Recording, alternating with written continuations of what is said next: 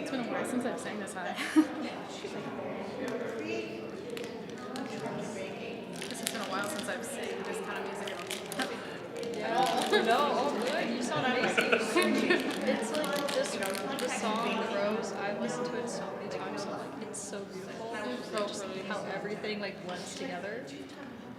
Last year when Richard and I did this, Yeah. it was just Richard and I think Chance had sang on a few songs with us, but this one was like just him and I. So it's nice to have like all the parts. So like I was skipping back and forth and like doing some without Which this I stuff. Oh my still need to gosh. figure out exactly how the whole workday thing Yeah, that would works be a with lot. me already.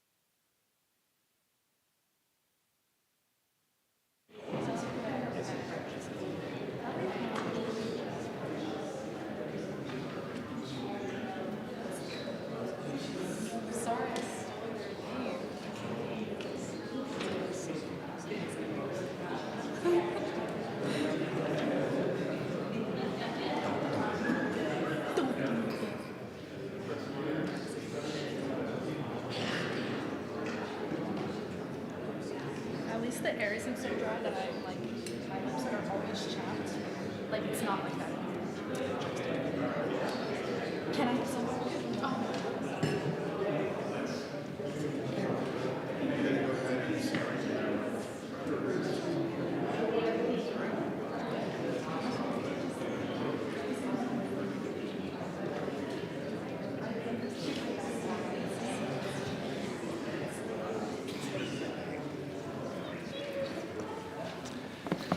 Okay.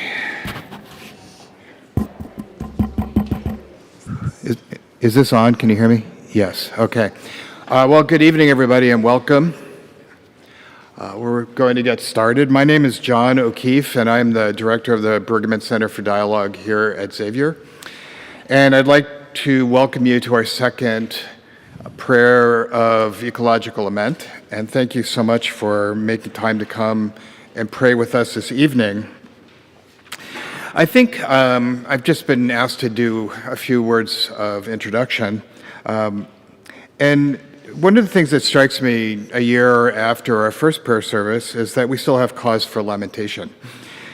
If anything, our collective attention has strayed away from the ecological challenges around us, but these challenges remain. And it's worth remembering that next week, for much of the Christian world, we begin the season of Lent, when we are all encouraged to face our own complicity with evil. It is also worth remembering that prayers of lament are always seeded with hope for the transformation that we desire. In the end, lament, as Kathleen Smythe will remind us shortly, lament is also an invitation to love more deeply. This year, we've also extended our prayer in an interfaith direction, and we're grateful to welcome Rabbi Jennifer Lewis, and we were hoping Dr. Waleed El Ansari, who is not here, and we're asking Tim Severin to pinch hit for the reading.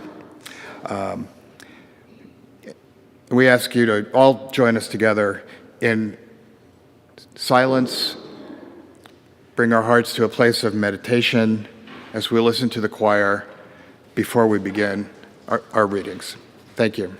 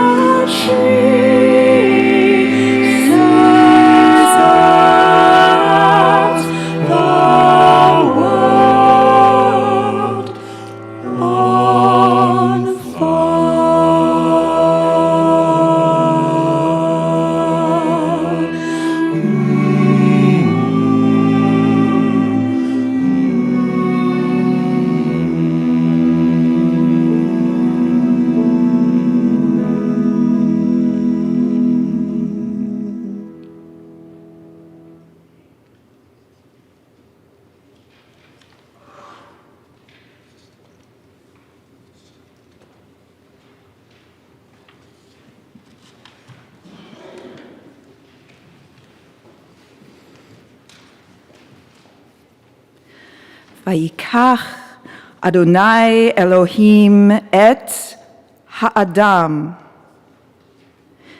vayinihehu began Eden le'ovda u'leshomra.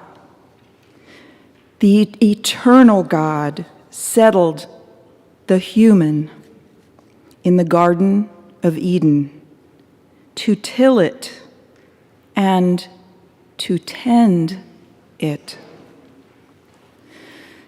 The rabbis say, even matters that you consider superfluous in the world, like flies, fleas, and gnats, they too are included in the creation of the world.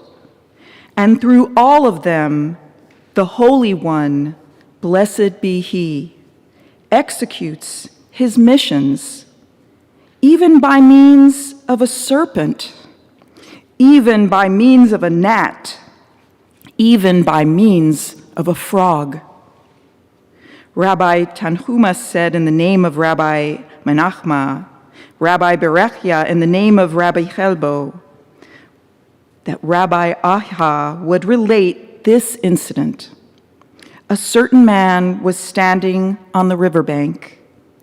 He saw a frog carrying a scorpion and transporting it across the river.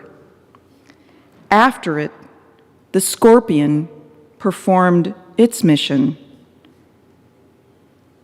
The frog took it back to its place. And there is a classic midrash from Ecclesiastes that describes the time when God created Adam. God led him around the Garden of Eden and said, "Look at my works, how beautiful and praiseworthy they are. Everything that I have created, I created for you. Take care not to damage and destroy my world, for if you destroy it, there is no one to repair it after you."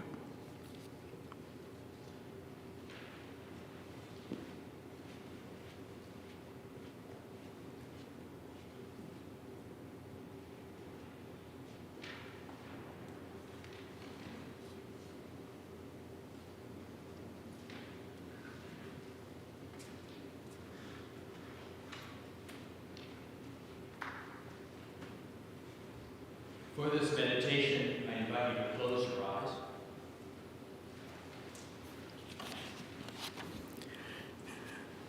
Bless the Lord, my soul. Lord, my God, you are great indeed. You are clothed with majesty and glory. You made springs flow into channels that wind among the mountains.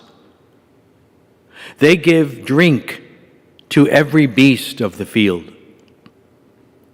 Here, wild beasts quench their thirst. Beside them, the birds of heaven nest. Among the branches, they sing. You water the mountains from your palace. By your labor, the earth abounds. You raise grass for the cattle, and plants for our beasts of burden. You bring bread from the earth, and wine to gladden our hearts, oil to make our faces gleam, food to build our strength. The trees of the Lord drink their fill, the cedars of Lebanon, which you planted. There, the birds build their nests. Junipers are the home of the stork. The high mountains are for wild goats. The rocky cliffs, a refuge for badgers. How varied are your works, Lord. In wisdom, you have wrought them all. The earth is full of your creatures. Look at the sea, great and wide.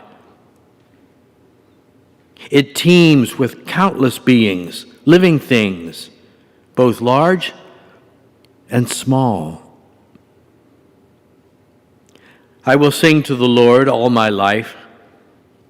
I will sing praise to my God while I live. May my theme be pleasing to God. I will rejoice in the Lord.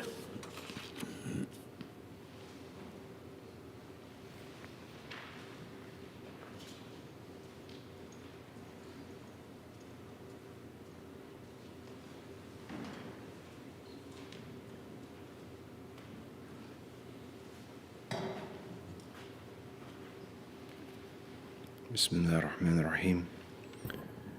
In the name of the infinite good, ever merciful. Ar-Rahman, the compassionate, taught the Quran, created man, taught him speech. The sun and the moon are upon a reckoning, and the stars and the trees prostrate. Heaven he has raised, and the balance he has set, that you shall transgress not in the balance. So set the right weight and fall not short in the balance. The earth has he laid down for creatures. Therein are fruit and date palms bearing sheaths, husked grains and fragrant herbs. So which of your Lord's boons do you two deny? He created man from dried clay like earthen vessels, and he created jinn from smokeless fire. So which of your Lord's boons do you two deny? Lord of the two easts and Lord of the two wests, so which of your Lord's boons do you two deny? He mixed the two seas such that they meet one another. Between them lies a barrier that transgress not. So which of your Lord's boons do you two deny? From them came forth pearls and coral stones. So which of your Lord's boons do you two deny? And thy Lord revealed unto the bee, take up dwellings among the mountains and the trees, and among that which they build. Then eat of every kind of fruit, and follow the ways of your Lord made easy. A drink of diverse hues comes forth from their bellies, wherein there is healing for mankind. Truly in that is a sign for a people who reflect. There is no creature that crawls upon the earth, nor bird that flies upon its wings, but they are communities like yourselves.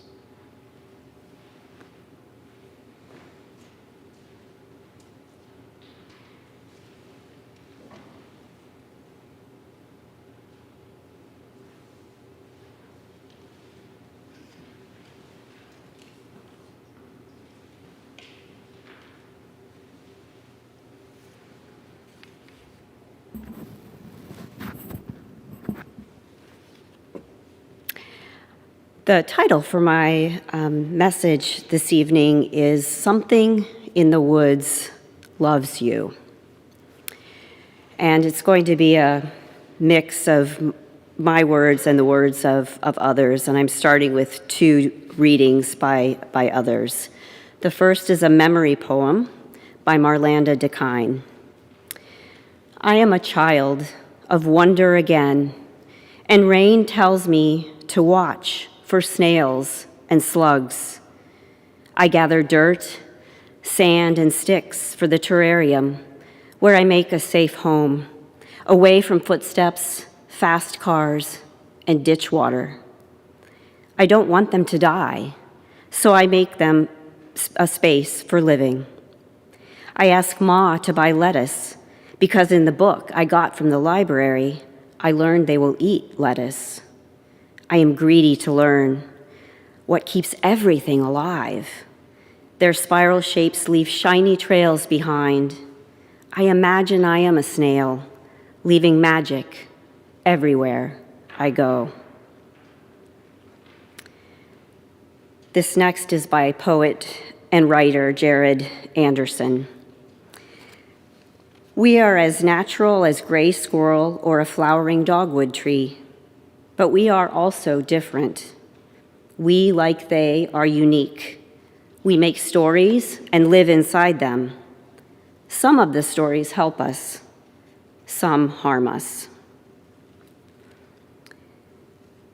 This evening, I want to really recognize, that we are the interdependent web of all life.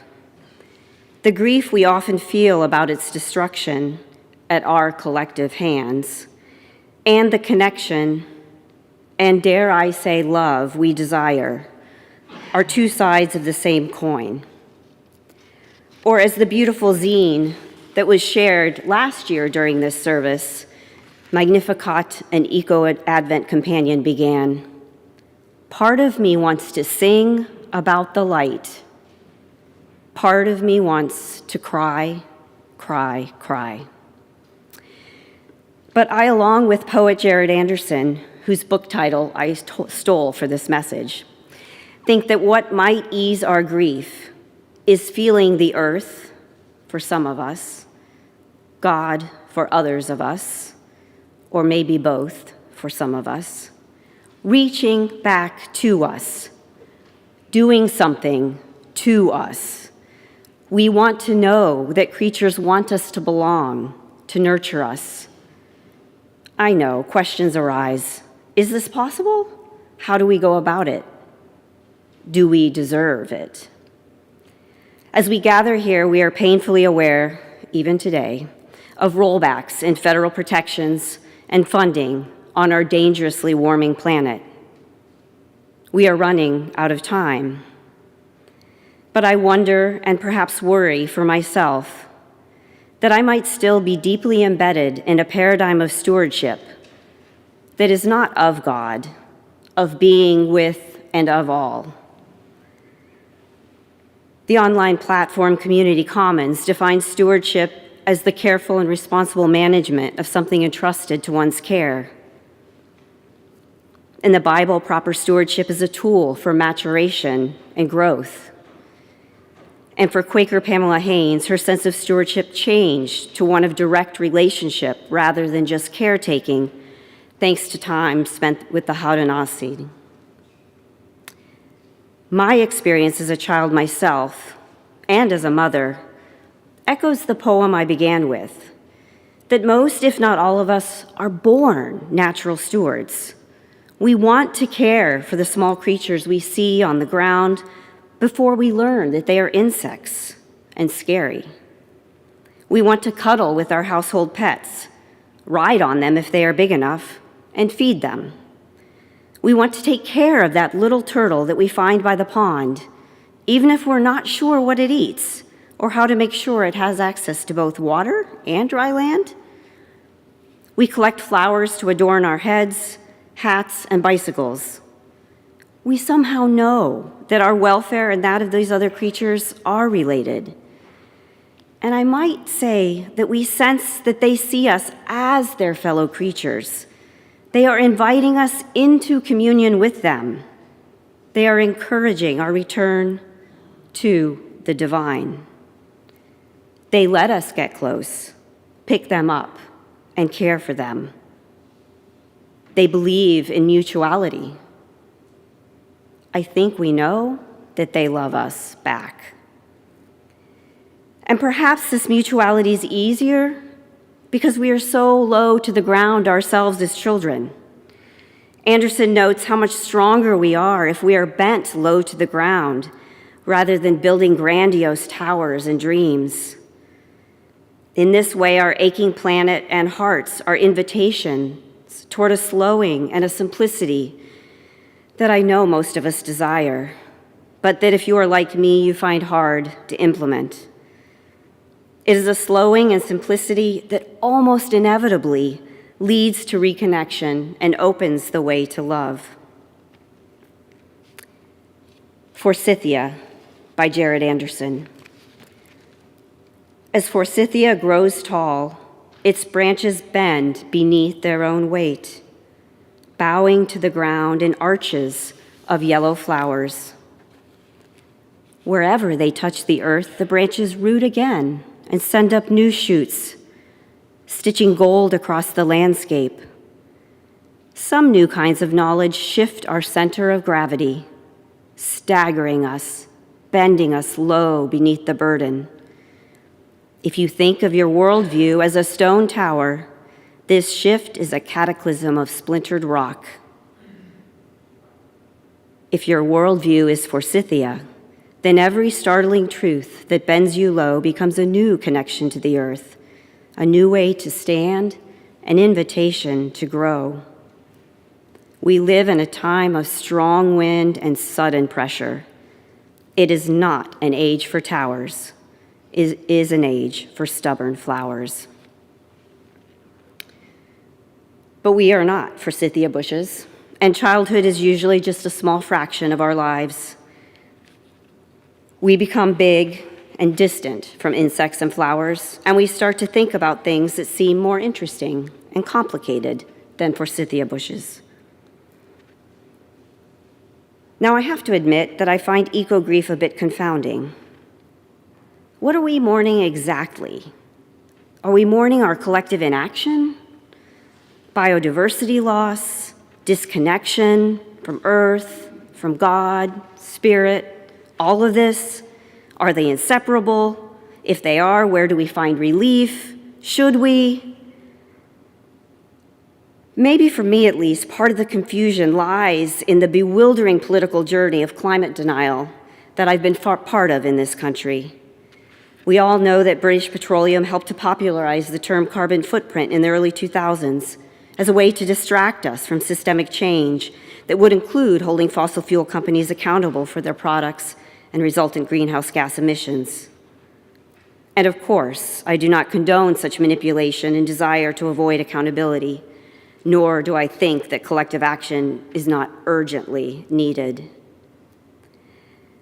But in the critique of carbon footprint, I think we have played to the materialist, capitalist mindset perhaps more than we realize.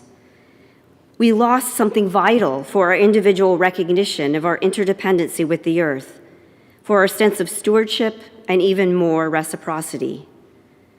There is an individual experience that matters. This interdependency can only be experienced, initially at least, individually, and it often occurs on a small scale.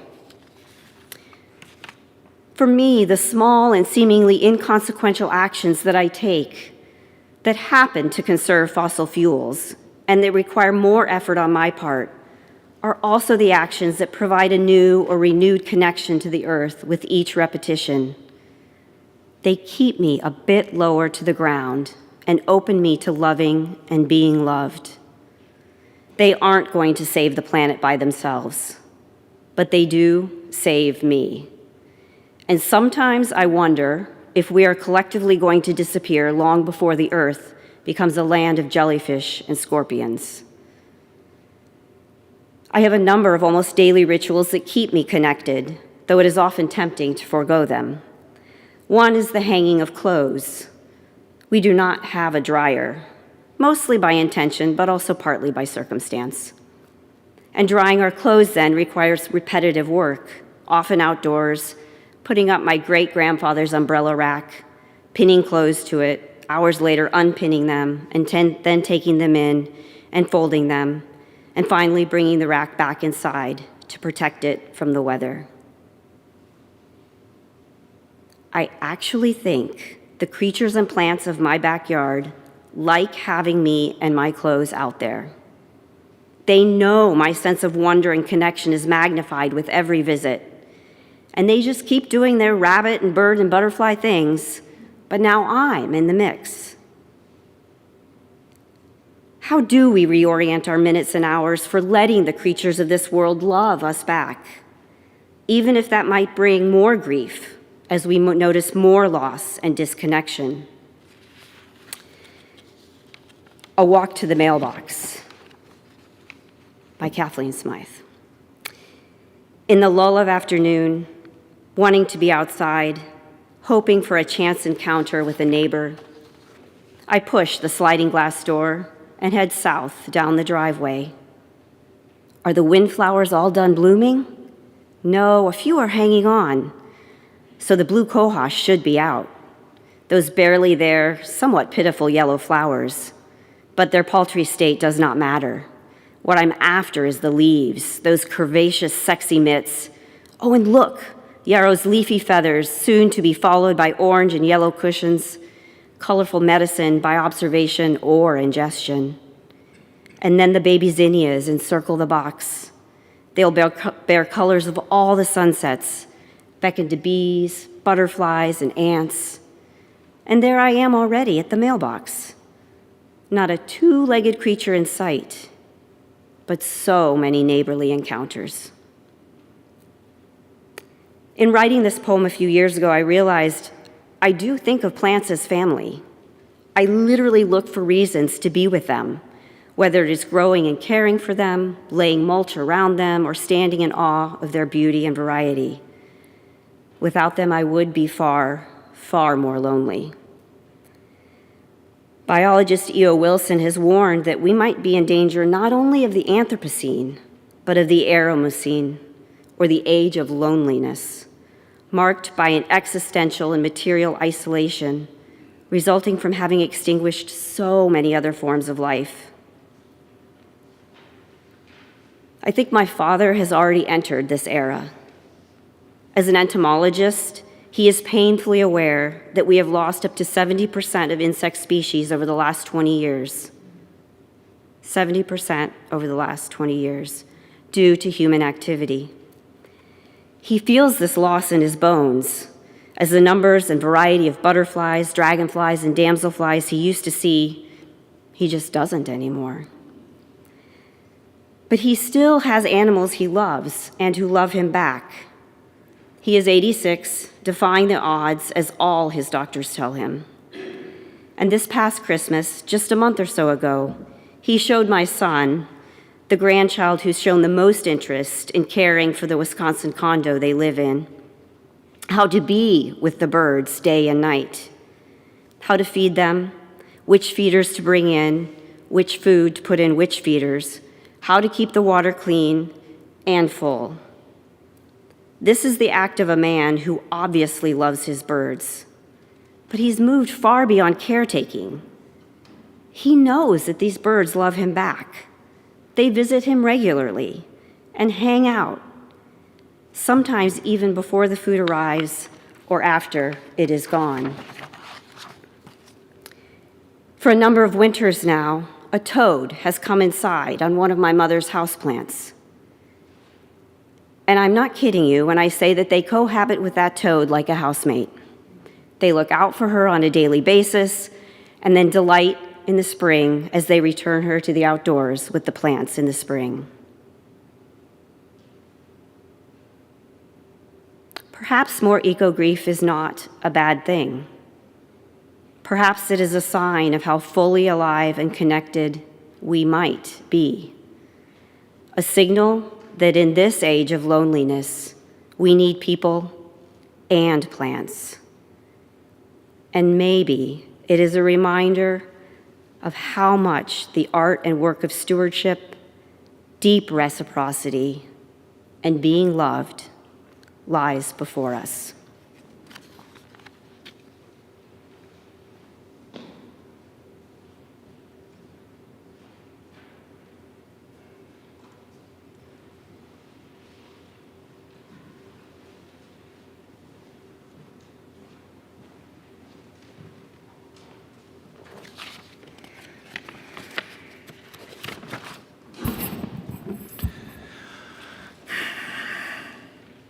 We now invite everyone to join in a ritual of lament and reconnection called Bowl of Tears. This reflection comes from the author and environmental activist Joanna Macy and Molly Brown.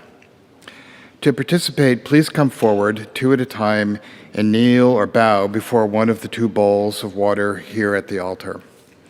Put your hands in the water and let it trickle from your fingers, representing tears.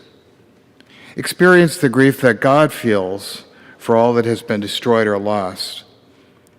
Silently express your own lament for the suffering of creation, especially all that has been harmed by human indifference, ignorance, and selfishness. With this ritual, we honor the pain and sense of hopelessness we sometimes feel. We believe that lament will help us see with new eyes.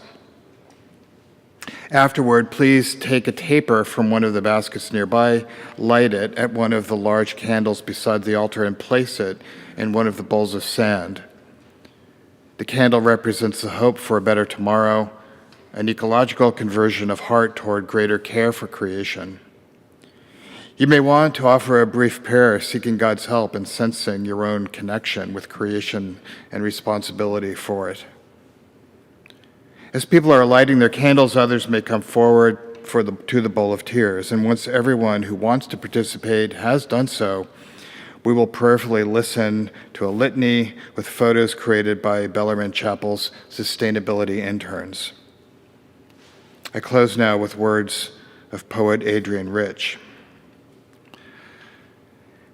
My heart is moved by all I cannot save. So much has been destroyed.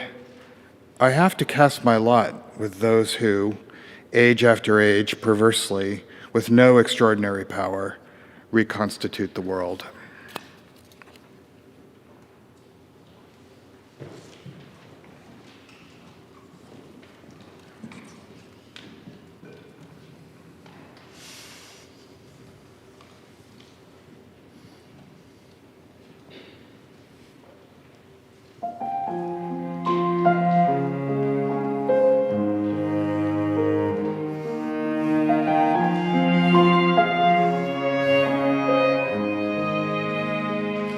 We till the earth, we tend the ground, sowing hope and peace where none is found. In a selfless love, God's life abounds.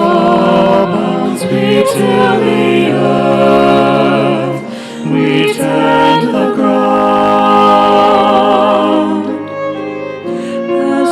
Provides our every need. With grateful hearts, let us receive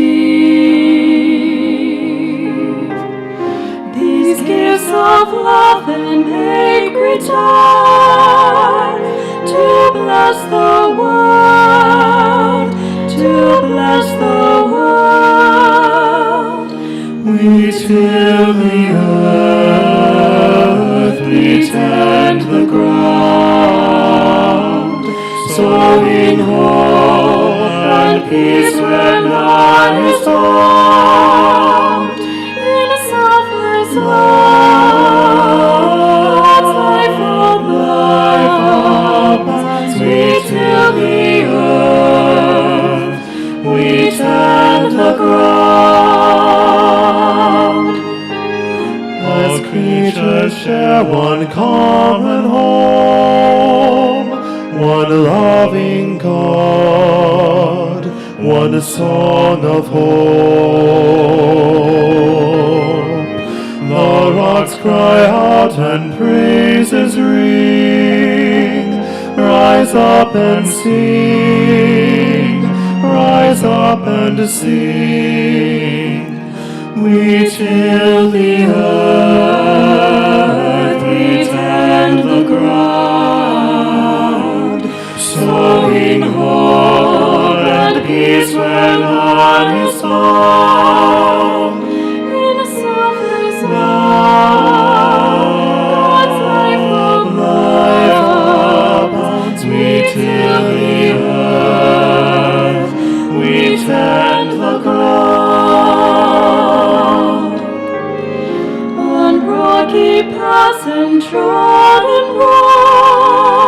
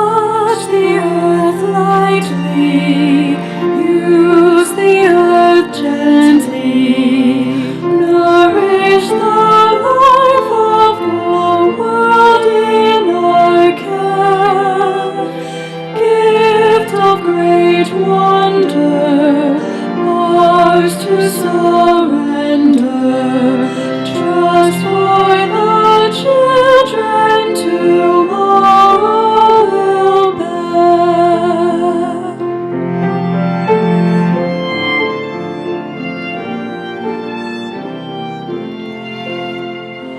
We who endanger, who create hunger, agents of death for all creatures that live, we who would foster clouds of disaster, God of our planet, forestall and forgive.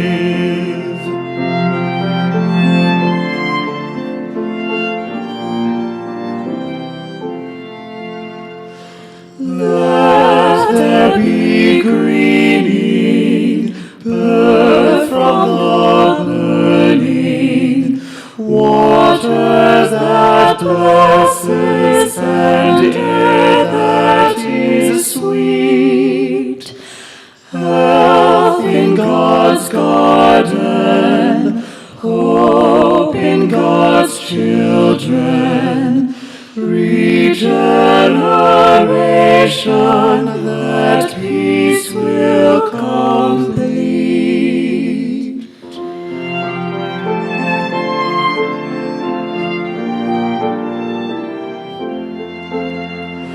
God of all living, God of all loving, God of the seeding, the snow and the sun, teach us, deflect us, Christ reconnect us, using us gently and making us one.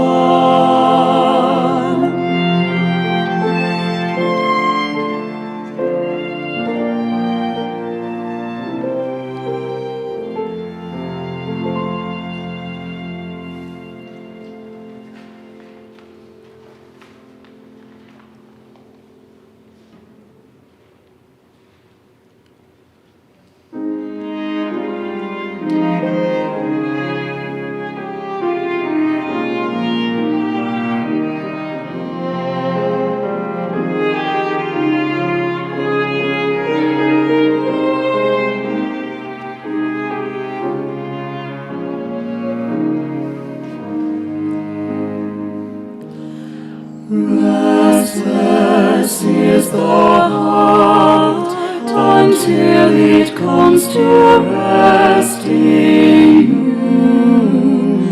All the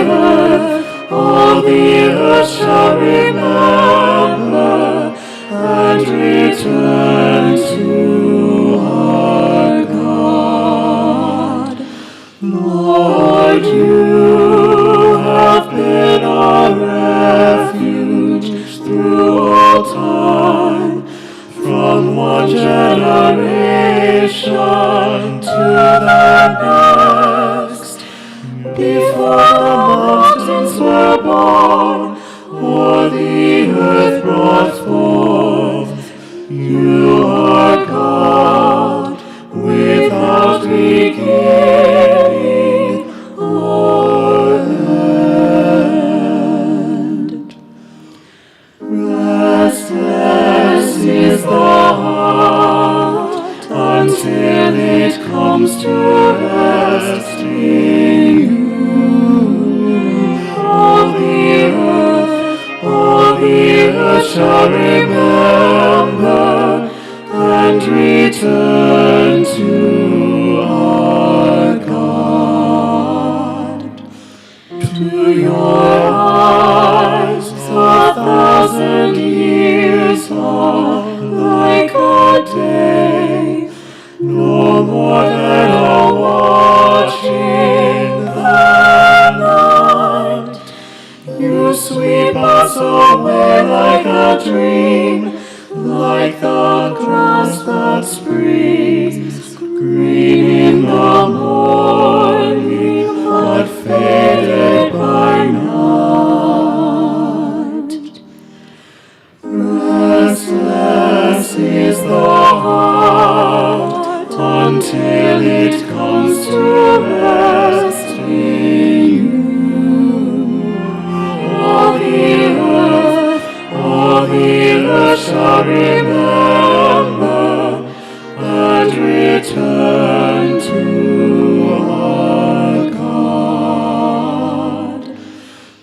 Make us know life's shortness. Make us know life's shortness, that we may gain true wisdom of heart. In the morning, fill us with your love. Fill us with your love. Restless is the heart until it comes to rest in you. All the earth shall remember and return to our God.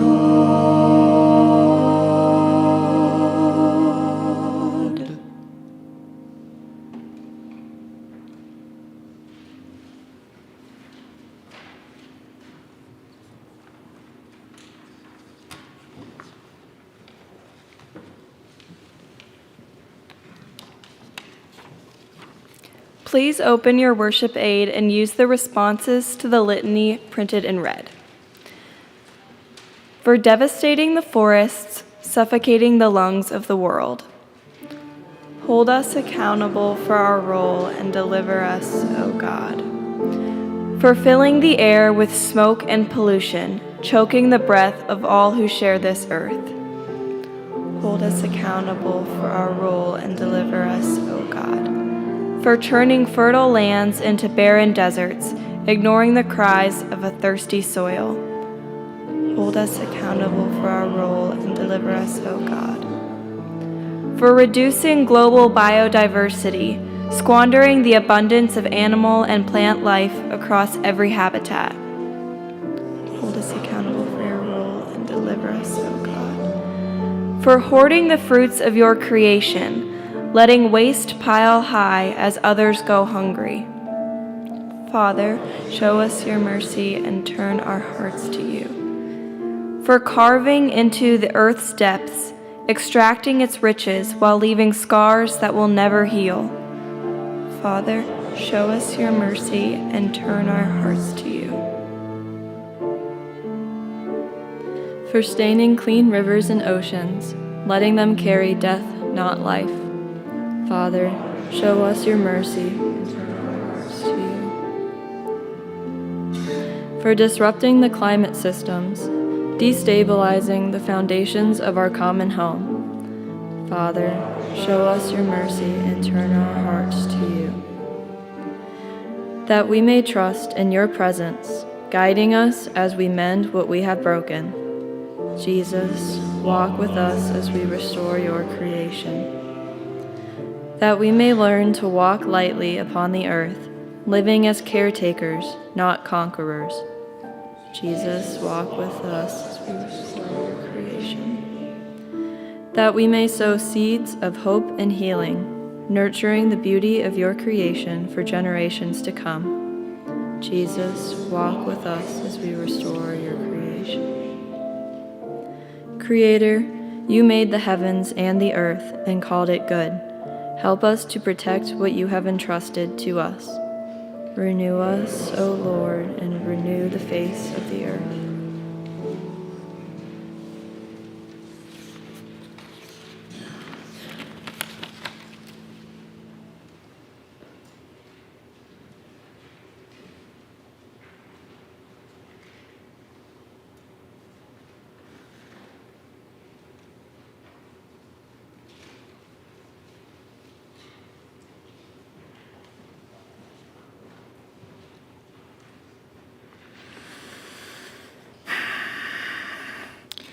Please turn to the back of your worship aid and join me in praying the prayer from Seeing in the Dark. After the prayer, we'll close by singing Abundant Life in the ritual song. As we approach the season of Lent, let us, through attention, holy grief, repentance, resistance, and defiant Eucharist, begin to learn what it means to be disciples, to follow Christ in this moment, the only moment available to us. Weep, heal, remember, repent. Open your heart to God's beautiful, ravaged earth. Bind the wounds, be poured out, be changed into fire. Live in God's dream. We have no maps for our journey, no cut and dry blueprint, no easy answers, but we have this light. May we bravely carry within us the presence of the one who transforms death into life, the one who makes all things new.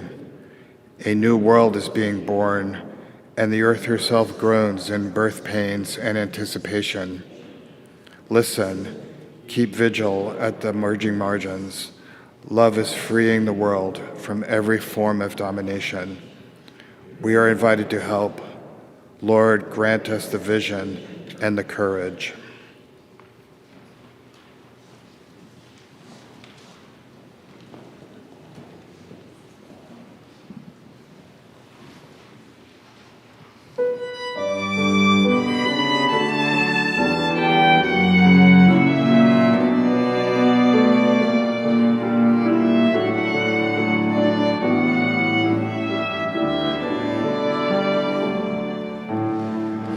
We cannot own the sunlit sky, the moon, the wildflowers growing, for we are part of all that is within life's river flowing. With open hands receive and share the gifts of God's creation, that all may have abundant life in every earthly nation. When bodies shiver in the night, and weary wait for morning, when children have no bread but tears, and won't sound their warning, God calls humanity to wake, to join in common labor, that all may have abundant life in oneness with their neighbor. God calls humanity to join as partners in creating a future free from want or fear, life's goodness celebrating life's goodness. The new world beckons from afar, invites our shared endeavor, that all may have abundant life, and peace endure forever.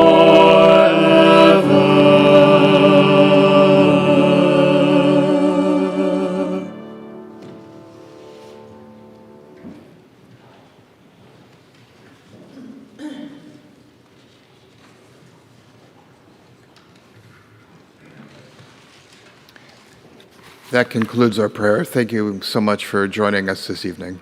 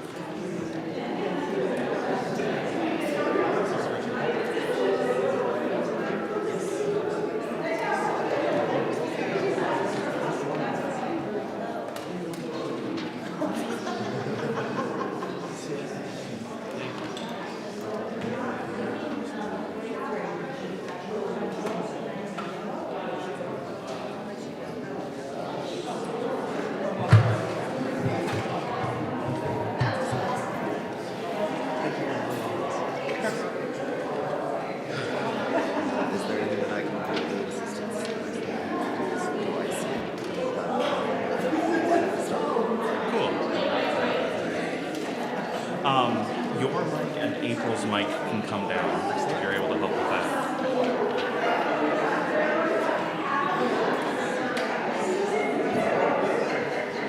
Richard, how are you doing?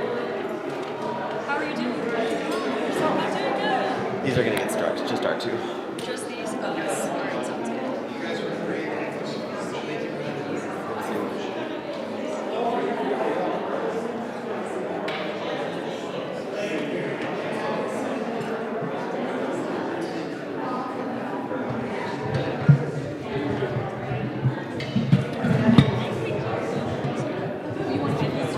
Yes, mine and yours. Okay. I tried to do it. You're good. Did it work?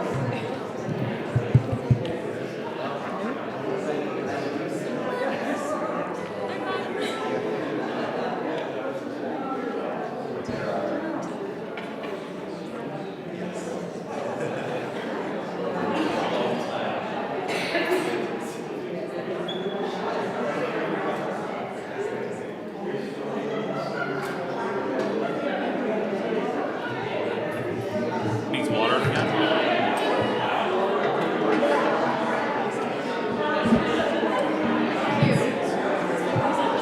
Oh my gosh, thank you, Arnold. I need to like Oh, I got this for Christmas. Oh, cool. Yeah, it has changed.